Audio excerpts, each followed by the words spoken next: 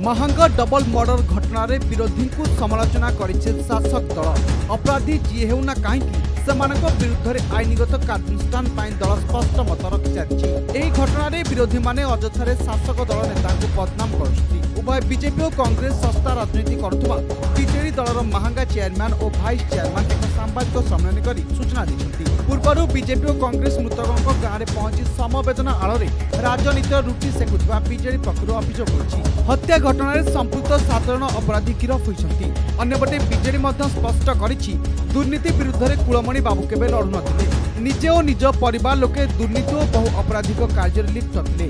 महांगारे सबुबेले BJD अन्याय और दुर्नीति विरुद्ध में स्वर उठाई आछि। कुलमणि बाबू व्यक्तिगत शत्रुतार एभली हत्याकांड घटिथिबा गिरफ पर मुख्य अभियुक्त पंचानन सेठी बयान देछि। कौन कहिबे जो हत्याकांड होइछि कुलमणि बराळ तांको सहयोगींकर शासक दलर प्रतिनिधित्व आपण करूछन्ती पंचायत समिति अध्यक्ष कौन कहिबे कौन दाबी करिवे ए घटना पर न्यायिक प्रक्रिया को नहीं ये घटना पर मु स्पष्ट करदेवा को चाहे पंचानन सेठी जे मुख्य अभियुक्त जहाँ पुलिस आगे बयान रखी जे मो घरे पशि मते लंगला करी बाड़ेबारू मु ताकू मारी देली।